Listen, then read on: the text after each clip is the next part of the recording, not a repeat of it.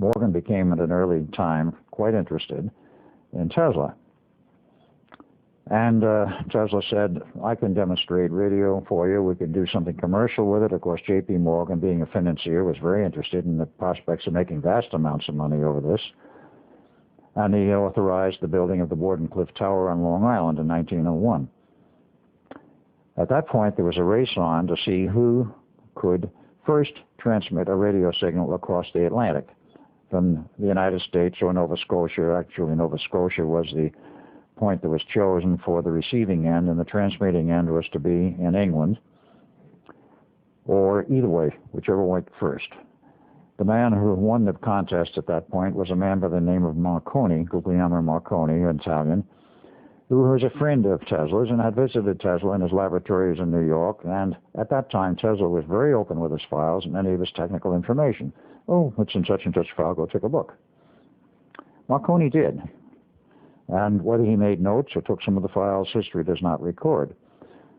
But he went back to England and to Italy, and then later to England, became involved in this contest and transmitted some Morse code signals across the Atlantic, received in Nova Scotia, and he won the international prize.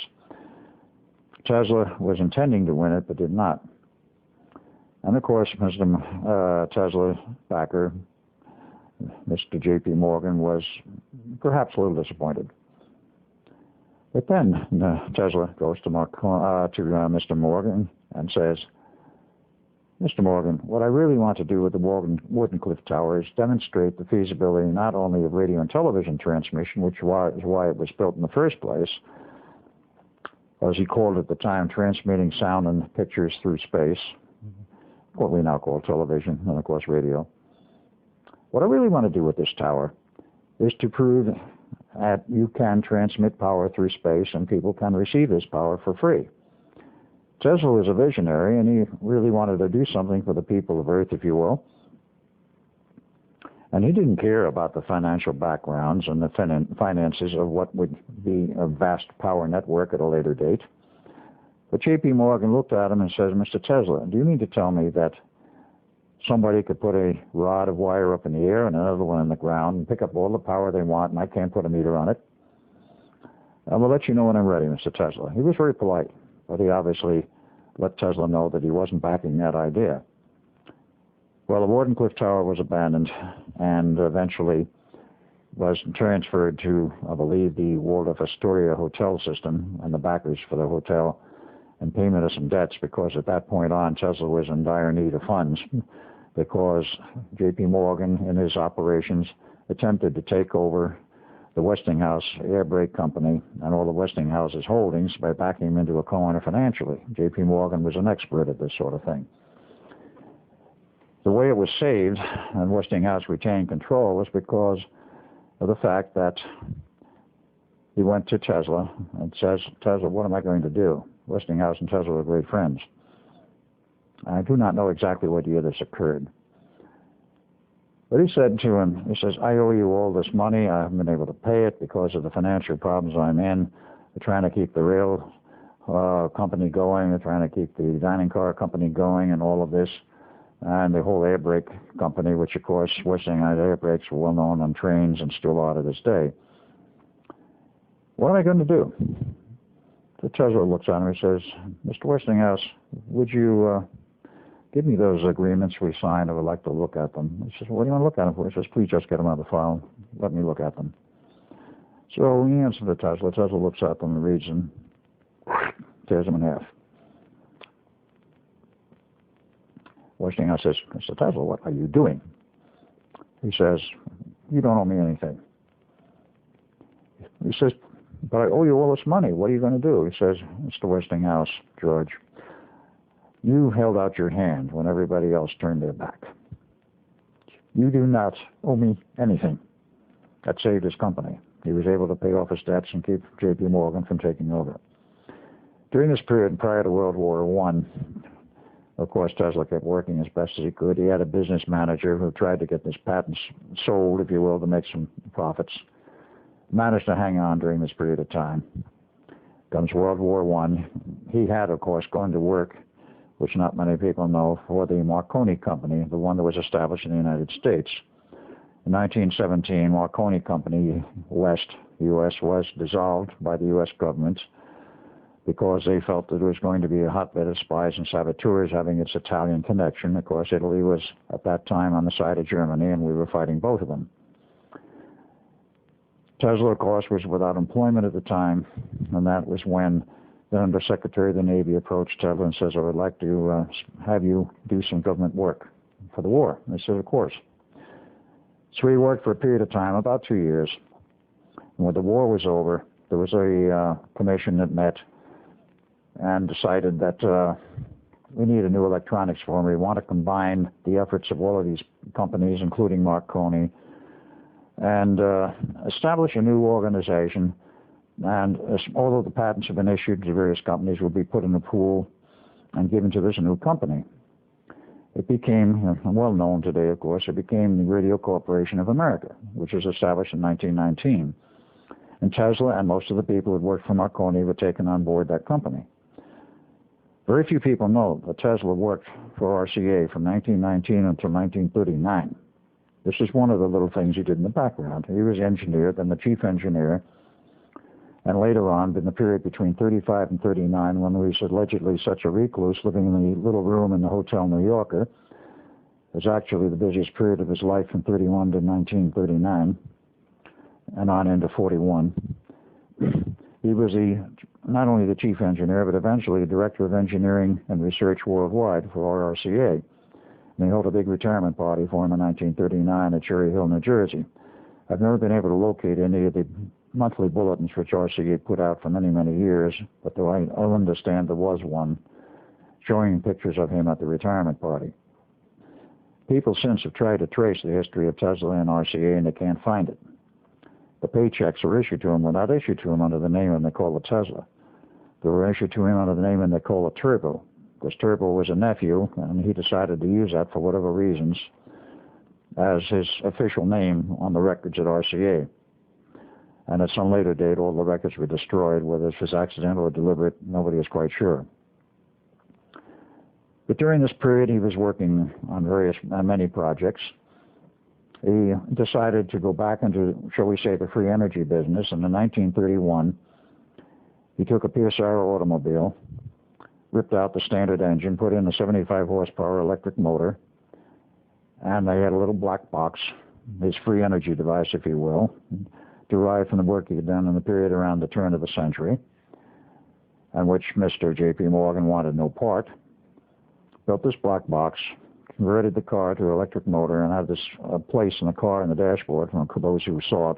We put this black box and plugged it in and then turned it on, and it provided the power for the 75-horse electric motor and drove the PSR all over New York City and eventually all over New York State, without any gasoline, without any visible source of power except what he picked up. This part was documented much later by some Japanese in a video which was done many, many years later, and they said Tesla did it better than any of us, and nobody knows how he did it. That apparently was a secret that died with him. He also developed a particle beam weapon system, which he attempted to sell to the U.S. government.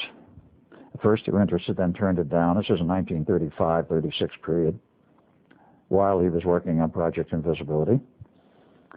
They turned it down, the Canadians turned it down, the British government turned it down, but believe it or not, the Russian government bought it and snapped it up for $25,000 cash. Can you imagine, in view of what the financial structure is today, him selling a working model on a year's consultancy for a particle beam weapon system to the Russians or anybody for $25,000 cash? He was very hard up for money at that time.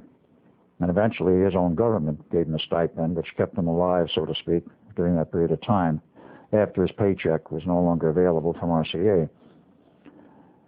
But in fact, he was not a recluse. Of course, he knew Franklin Delano Roosevelt from some years prior, that is World War I. And when he was meeting with Roosevelt in 1933, he told Roosevelt some of the things he had done and what he was working in.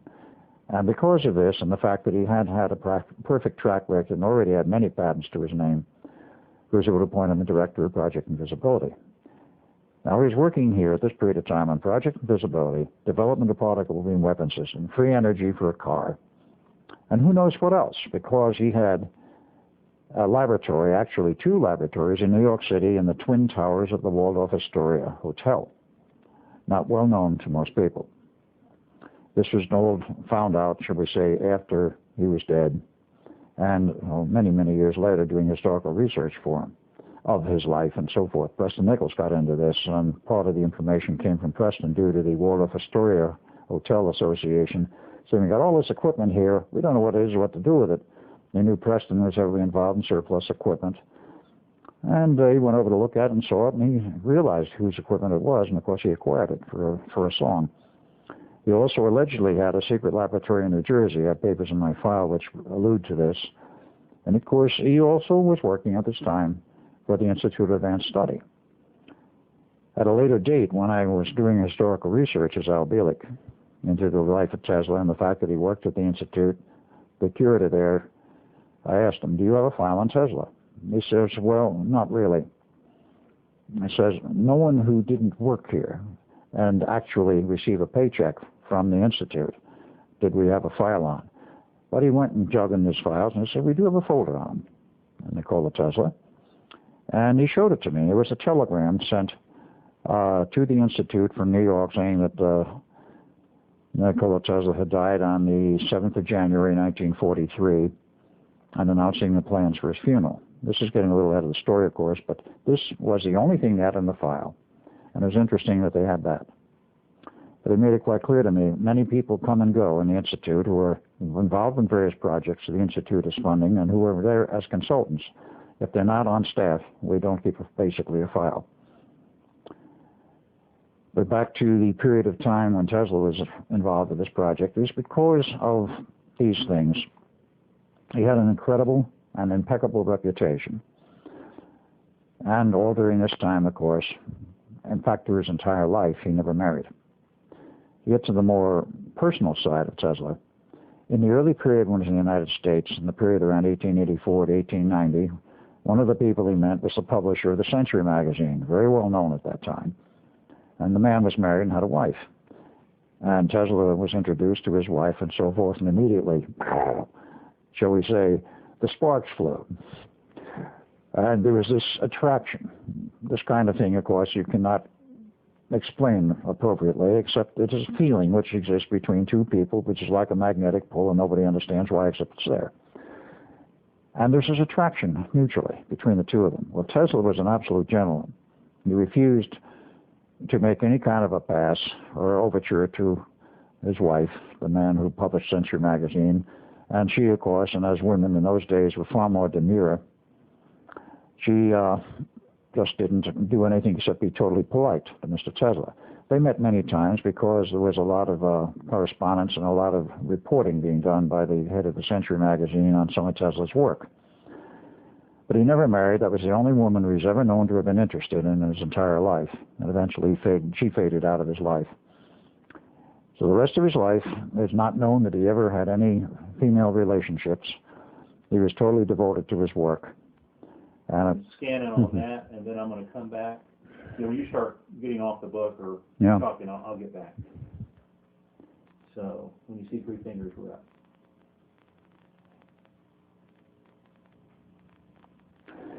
And speaking of Tesla and his lifetime, there's a lot of research that's been done about his life after he died.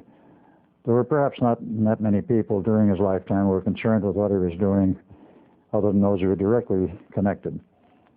This particular book, written, of course, after he had passed on, by Martha Cheney, Tesla, Man Out of Time, is most interesting. Many books have been written about Tesla, but at least on the cover it has a picture of Tesla as he appeared in his later years.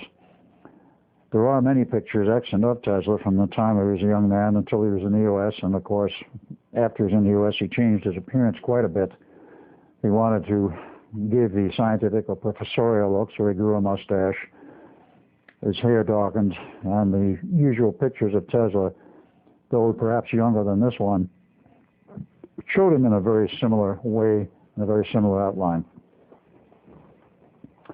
The group that had the best collection of pictures was the now defunct Tesla Society of Colorado Springs, Colorado.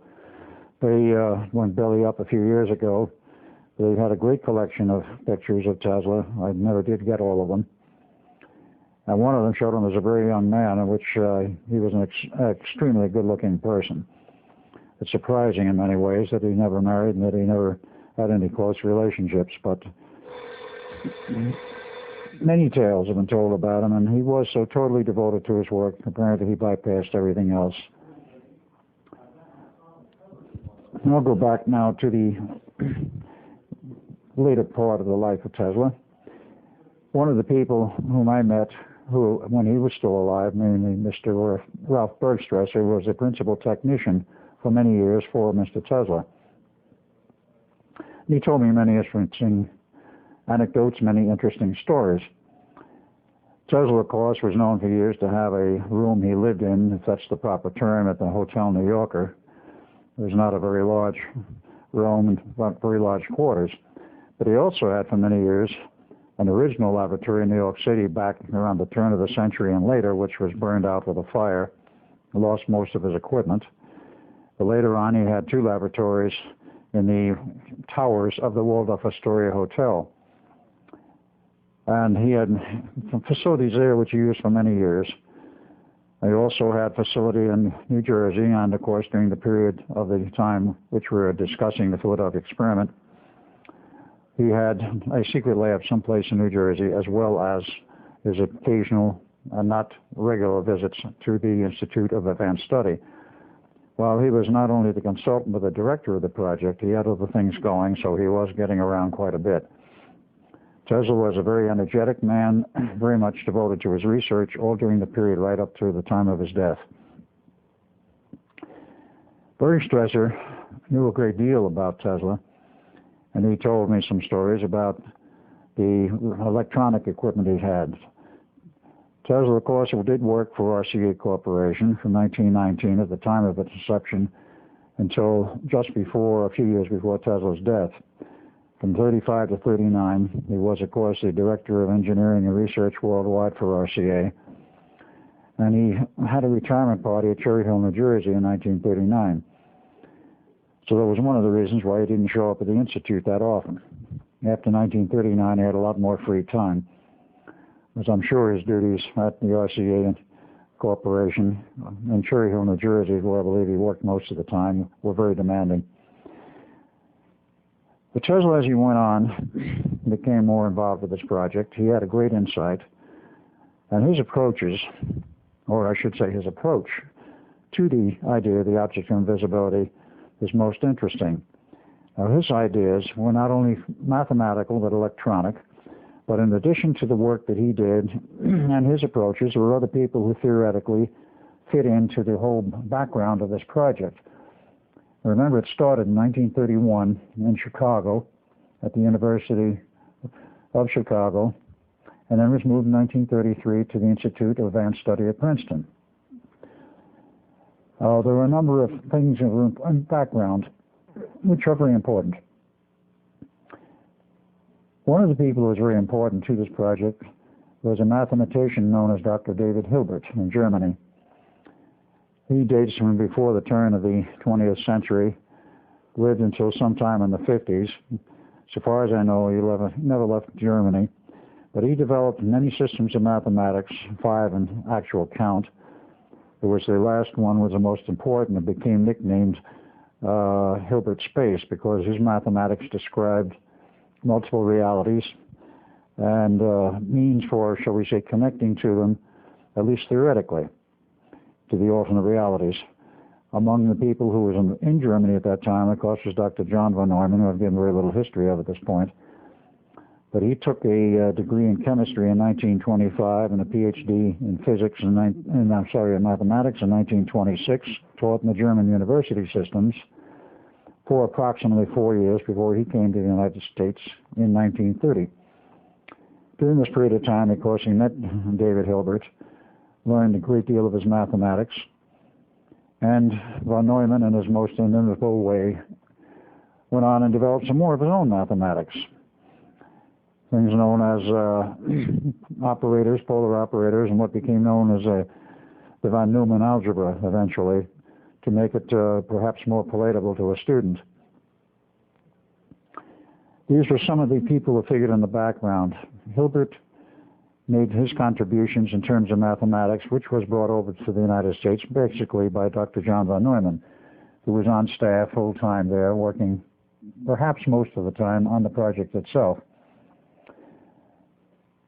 The approach which Tesla used, the approach which Tesla used was basically the same approach which was used in the later experiments. In the earlier phase, involving, of course, the test in the Brooklyn Navy Yard, a very small ship, some rather scaled-down equipment was used, but the basic idea remained the same. One has to understand the four basic energetic systems of our physical universe. A little bit of theory here. I'm not going to get into math and highly involved because this is not intended to be a scientific dissertation, but a more popular presentation of the ideas of what was going on. I'm sure everybody has heard about electric fields, both static and, of course, current flow as the AC system we use today and have used since before the turn of the 20th century. There are electric fields, of course there are magnetic fields, and everybody I'm sure has heard about magnetic fields, but I'm quite sure very few people ever heard about a gravity field, because Sir Isaac Newton's idea when the apple hit him on the head, as per the stories of yore, that he propounded the theory of gravity in which all matter had an attraction for all other matter, and the mass of the planet determined the strength of the gravitic field. Happens to be incorrect. But there's not much in the way of outside literature published in the open domain which indicates, other than the speculative ideas, that gravity is a field, an external field around the body like the Earth or any other object. And it's extremely important that when I know the idea of a gravity field, because this is what we were using to create a means of access to the time field. Now that again is another new idea, because not many people outside of the, let's say, the hardcore scientific field, the hardcore scientific community, really understand that time is not an illusion, but is an actual fact in the form of a field. Without a blackboard and such, I cannot give you much of an idea what I'm talking about, but I'll attempt to do this, shall we say, off the cuff without actual physical representation.